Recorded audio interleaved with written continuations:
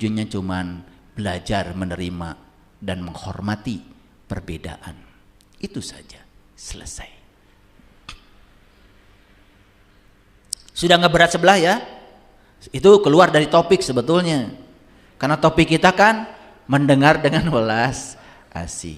Gak apa-apa keluar dari topik, ngikutin intuisi aja. Supaya kelihatan ngajinya pakai dasar dulu. Ini Quran surat Al-Anfal surat ke-8 ayat 21. Jadi Allah berfirman, a'udzubillahi minasyaitonirrajim, bismillahirrahmanirrahim, wala takunu kallazina qalu sami'na wahum la yasmaun. Dan janganlah kamu menjadi orang, janganlah kamu menjadi seperti orang yang berkata, kami mendengarkan, padahal mereka tidak mendengarkan. Paham ya? Ulangi. Gak apa-apa diulang-ulang. Kenapa Allah berpesan sehebat ini? Ini ayat hebat kalau bagi saya. Wala takunu kallazina qalu sami'na wahum la yasmaun. Dan janganlah kamu menjadi seperti orang-orang yang berkata, kami mendengarkan, padahal mereka tidak mendengarkan.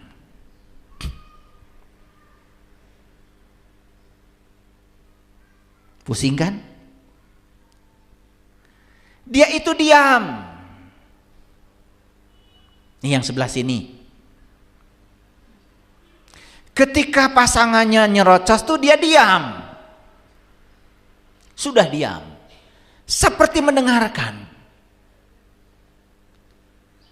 Tapi dia mengabaikan semua yang dikatakan. Rumah sante? Rumah hoste? Saya itu, makanya kalau saya itu ngaji, mau bahas setan, setannya saya datangkan dulu. Karena kalau setannya tidak ada, nanti kan saya jadi menggunjingkan setan. Jelas yang menggunjingkan itu lebih buruk dari yang diguncingkan. Saya mau ngaji tentang Fir'aun, Fir'aunnya saya datangkan dulu. Makanya saya mau ngaji membahas ini, saya hadirkan contohnya. Jadi rupanya kajian ini sangat tepat. Karena kita ini selama ini pura-pura mendengar, tapi kita sama sekali tidak menyimak apa yang disampaikan orang. Hanya sekedar untuk menyenangkan orang lain kalau saya sudah mendengar. Banyak gak yang kayak gitu dalam hidup? Harusnya memandang itu sekaligus melihat. Harusnya mendengar itu sekaligus menyimak.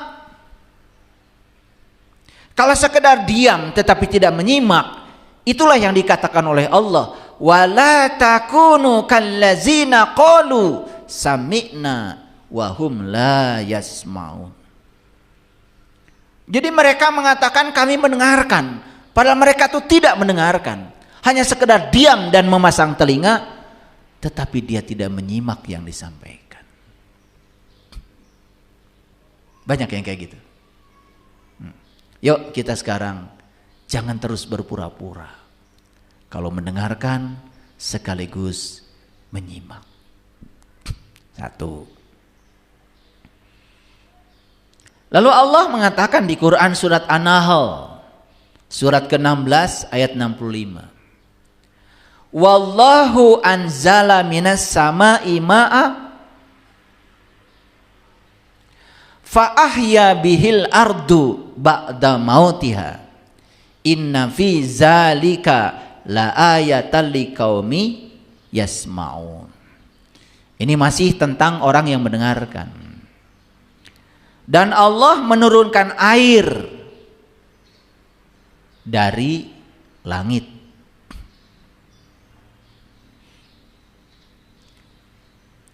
Wallahu anzala minas samai ma'a. Dan Allah menurunkan air dari langit. Perlu saya jelaskan? Sudah tahu apa belum? Ini bukan cerita hujan. Kalau hujan bukan dari langit, hujan itu dari awan.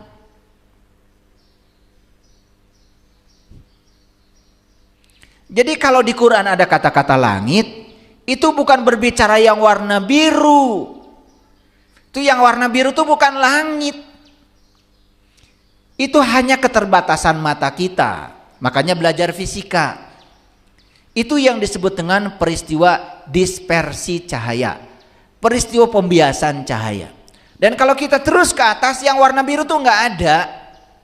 Malah pindah. Yang bawah jadi biru. Sama, gunung juga begitu. Kalau dilihat dari dekat kan nggak warna biru. Kalau dilihat dari jauh baru warna biru. Jadi biru itu bukan yang sebenarnya, hanya tipuan mata. Dan selama ini kalau ada orang berkata langit, langsung yang terpikir yang di atas. Secara hakikat langit itu artinya adalah alam-alam tinggi.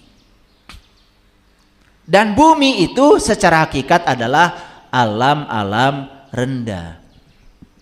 Jadi kalau yang rendah ini ingin tinggi, maka yang rendah ini harus mengakses yang tinggi. Makanya di dalam Al-Quran ada satu doa yang diucapkan oleh Nabi Isa alaihissalam. Doanya adalah Allahumma Rabbana anzil alaina ma'idatan minas samai. Ya Allah, turunkan hidangan kepadaku dari langitmu. Nah, hidangan dari langit itu sering disebut Al-Maidah. Jelas, yang diminta oleh Nabi Isa itu bukan hidangan-hidangan biasa.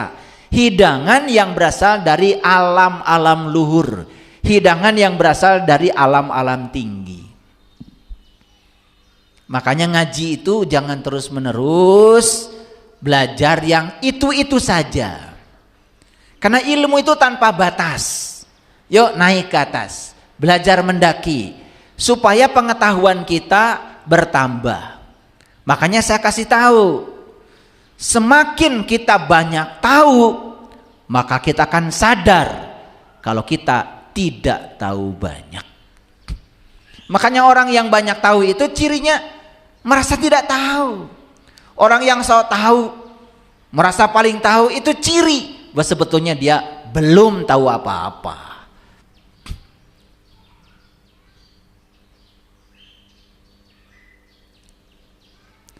Allah menurunkan air dari langit.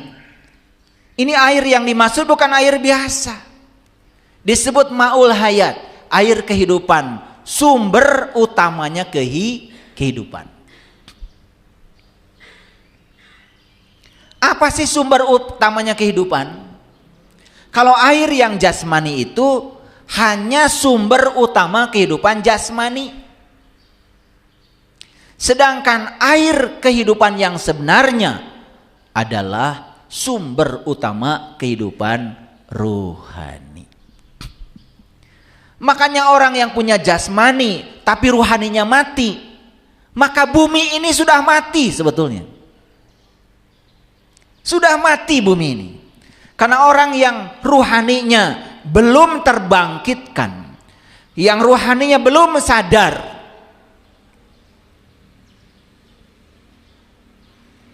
itu buminya itu gersang. Tidak ada yang tumbuh di sini.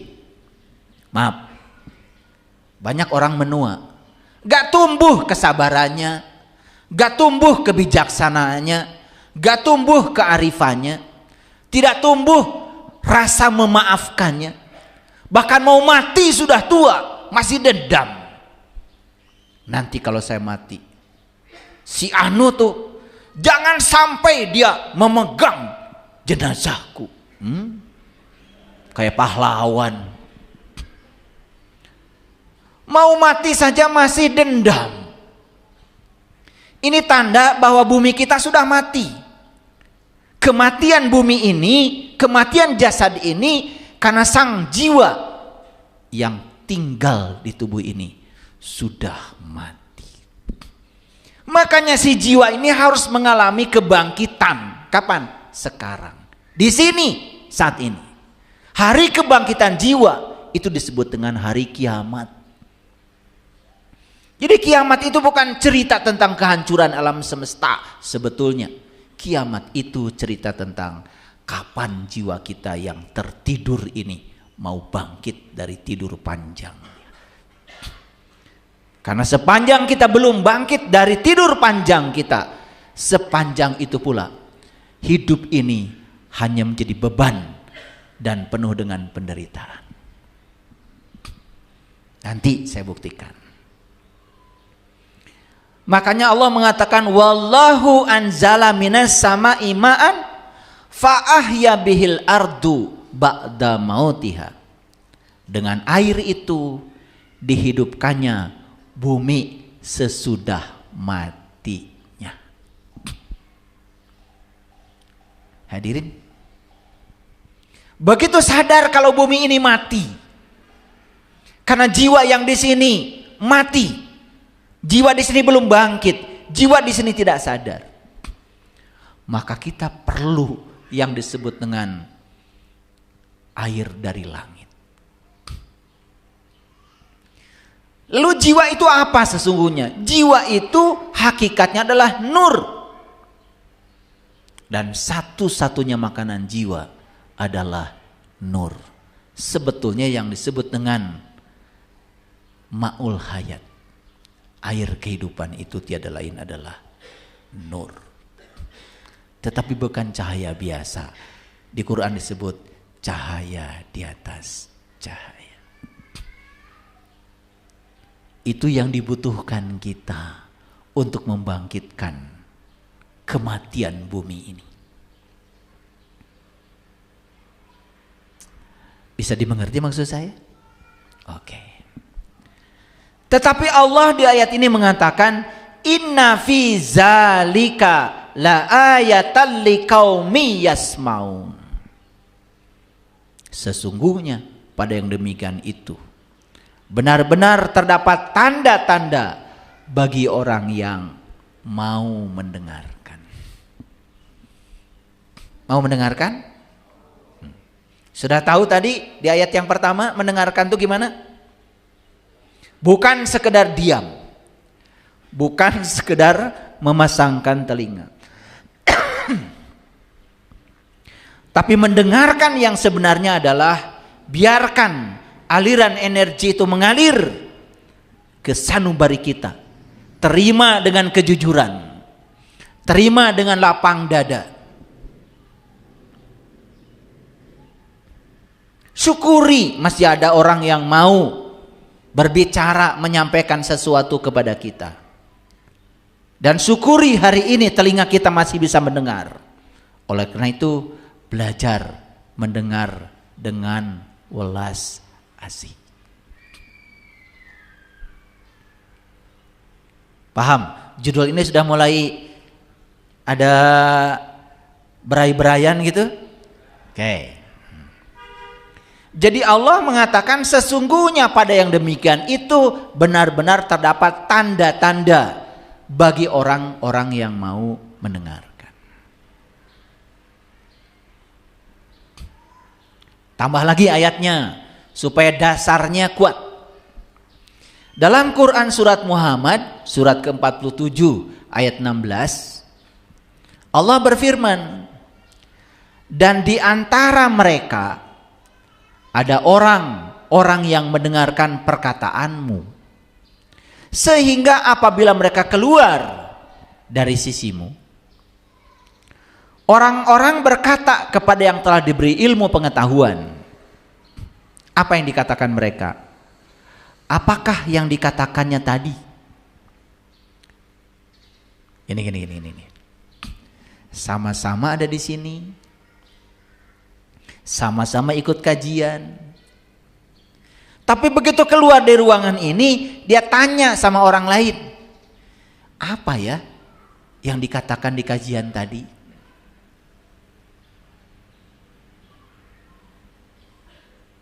Suka begitu apa tidak? Itu namanya mendengar tetapi tidak mendengar. Dan Allah mengatakan di ayat ini, ulaikal ladzina taba'allahu ala qulubihim wattaba'u ahwa'ahum. Mereka itu orang-orang yang dikunci mati kolbu mereka dan oleh Allah dan mengikuti hawa nafsu mereka. Ciri orang yang sudah dikunci mati kolbunya, ciri orang yang mengikuti hawa nafsunya. Perhatikan saya. Sama-sama ada di ruangan ini, tapi begitu keluar di ruangan ini dia bertanya pada yang lain, sebetulnya tadi yang dikatakan apa ya? Kelihatan pertanyaan itu pertanyaan biasa dan wajar. Tetapi menurut Allah dalam Al-Quran, jangan-jangan karena selama kamu di sini, kamu mengikuti hawa nafsumu sendiri. Apa maksudnya? Semua pengetahuan yang diperdengarkan di sini bukan diterima dengan kejujuran, malah dibenturkan dengan pengetahuan lama yang sudah ada di otaknya. Jadi pengetahuan baru itu tidak nyampe. Karena pengetahuan yang baru malah dibentur-benturkan dengan pengetahuan lama. Karena di dalam dirinya ada resistensi. Di dalam dirinya ada perasaan, wah saya sudah tahu. Itu bukan hal baru. Tetapi orang yang semacam ini suatu saat akan bertanya, sebetulnya tadi yang dikatakan apa? Hebat ya Quran. Makanya kalau ngaji Quran gak usah banyak-banyak, 1-2 ayat, tetapi didengarkan. Dan saat kita membaca Al-Quran, jangan memaksa orang lain harus mendengarkan bacaanmu. Biarkan telingamu yang mendengar. Dengarkan itu. Karena yang namanya bacaan tentu saja yang punya kepentingan yang membaca, bukan orang lain. Aneh. Membaca pakai pengeras suara. Padahal yang punya kepentingan untuk membaca, ya kamu. Kamu yang ingin tahu, bukan? Lah orang lain sedang sibuk, punya kesibukan yang lain, disuruh membaca bacaanmu.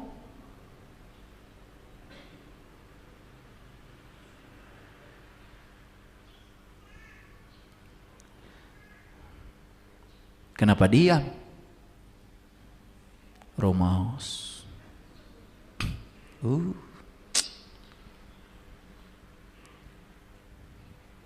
Ibu itu tuh luar biasa. Makhrajnya, suaranya melengking.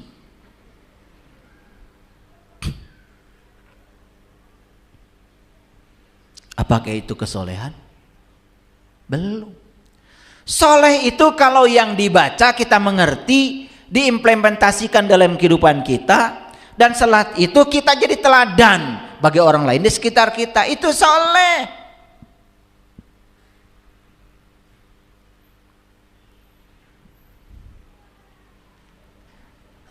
Mengerti sampai sini?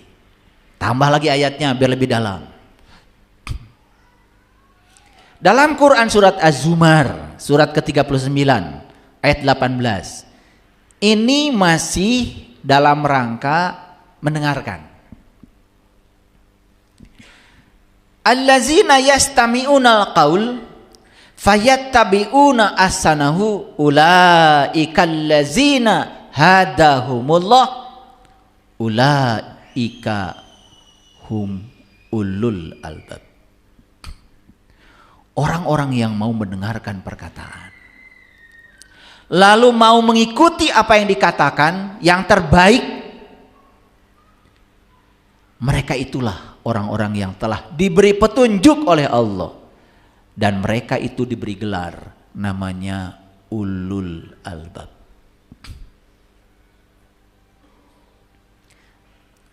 Nah ternyata kunci hidayah itu ternyata menurut ayat ini adalah ini telinga kita.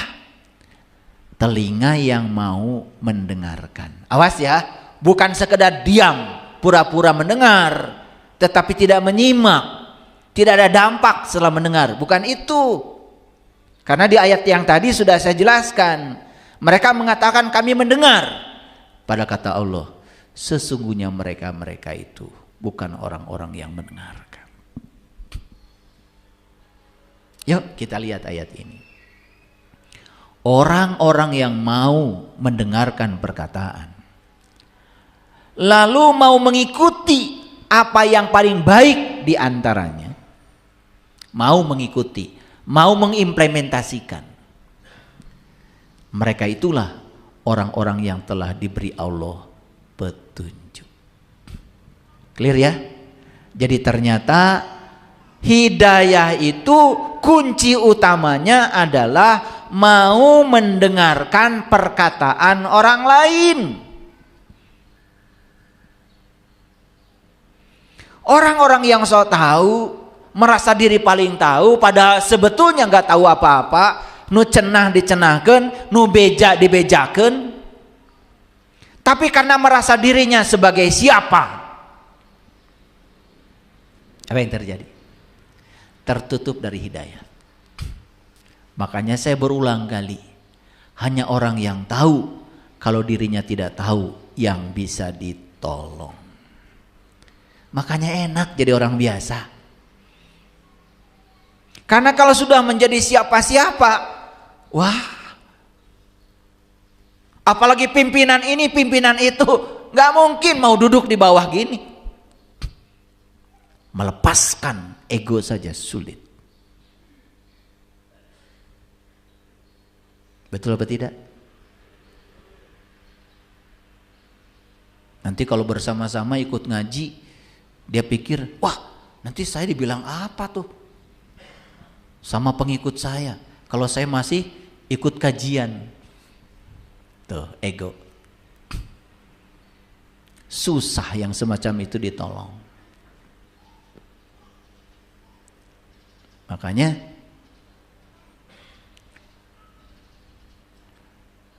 saya melatih diri saya untuk selalu mendengar. Saya kalau hari Jumat, saya libur, tidak mau jadi khotib. Dan saya Jumatan dari masjid ke masjid, belajar untuk mendengar. Kalau jadi khotib terus, kan saya jadi pembicara terus. Kapan saya mendengar? Di masjid ini pun saya bilang tuh sama yang ngurus masjid, ya jadwal saya cukup setahun 2 kali. Ini tanya tuh sama ketua DKM, setahun 2 kali aja, supaya saya ada waktu untuk mendengar. Kalau ingin didengar terus, lama kelamaan saya merasa paling benar. Makanya untuk sampai pada titik di mana kita banyak tahu dan kita sadar ternyata kita tidak tahu banyak, kan syaratnya harus mau mendengar. Paham? Oke. Jadi kunci hidayah apa? Mendengar. Jadi ternyata mendengar itu adalah awal hidayah. Awal hidayah. Sahabat-sahabat di sebelah kini nih yang datang ke sini, ternyata sampai di sini itu karena mendengar kan? Mendengar kajian di YouTube. Nah, kalau yang mendengar tetapi tidak menyimak, gak mungkin sampai di sini. Saya yakin yang sampai di sini karena mendengar sekaligus menyimak. Lalu timbul rasa ingin tahu yang lebih dalam. Awas, ini baru teorinya nih, prakteknya belum. Nah, begitu seseorang dapat hidayah, berikutnya yang luar biasa kata Allah, wa ulaika hum ulul albab. Maka dia akan dapat gelar dari Allah. Nama gelarnya gak ecek-ecek, namanya ulul albab. Ulu itu artinya pemilik, albab itu dari lub.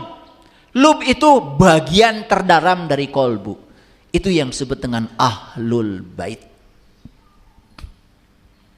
Ahli-ahli baitullah. Dan ahli-ahli baitullah adalah mereka yang sudah tahu cara berkunjung ke baitullah yang sebenarnya.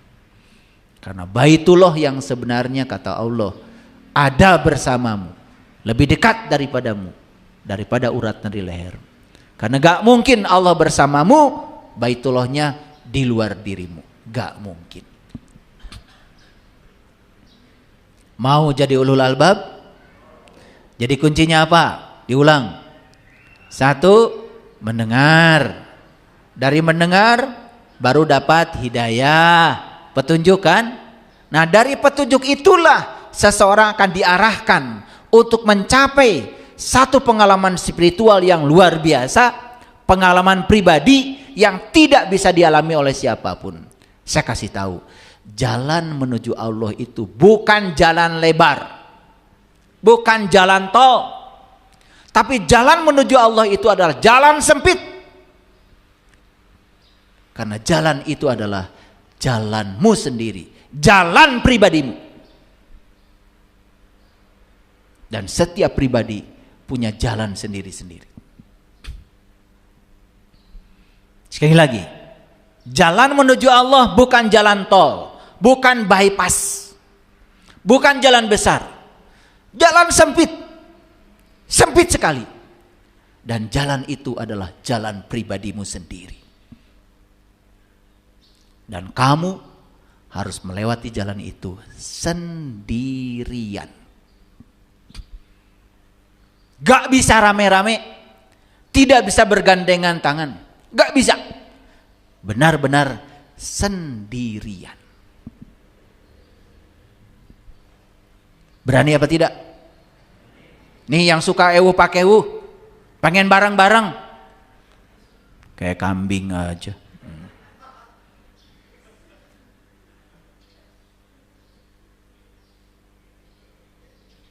Gak bisa. Kalian harus melewati jalan itu sendirian. Kalian harus mengalami sendirian. Yang dibutuhkan jiwa adalah pengalaman, bukan kata-kata. Karena dia tidak bisa dijelaskan. Dia tidak punya nama. Dia tidak punya wajah. Dan kita harus bertemu dengan nama yang tak bernama. Wajah yang tanpa wajah. Rasa yang tanpa rasa. Sampai di situ kalian tidak bisa bicara apapun kecuali hangat-hangat air mata. Kedamaian, kebahagiaan yang sulit untuk digambarkan dengan kata-kata. Siapapun yang membicarakan Tuhan dengan kata-kata, pasti yang dibicarakan bukan Tuhan yang sebenarnya. Itu hanya persepsi dia tentang Tuhan lewat kata-kata dia. Bagaimana Tuhan bisa didefinisikan? Bagaimana Tuhan bisa dibicarakan? Karena dia adalah laisa kamislihi syai'un. Alami sendiri. Alami sendiri. Sampai kau tidak bisa berkata-kata lagi. Makanya orang yang banyak tahu pada titik tertentu akan sampai pada satu titik. Ternyata saya tidak tahu banyak.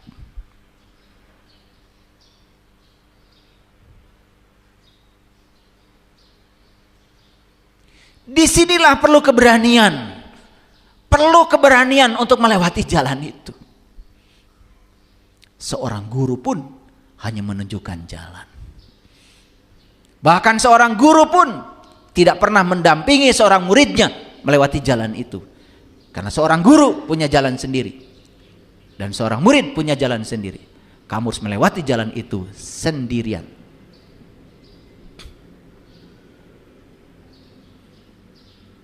Jadi kuncinya cuma satu, mau mendengar. Berikutnya apa? Dapat hidayah. Berikutnya baru jadi ulul albab. Siapa ulul albab itu menurut Al-Quran?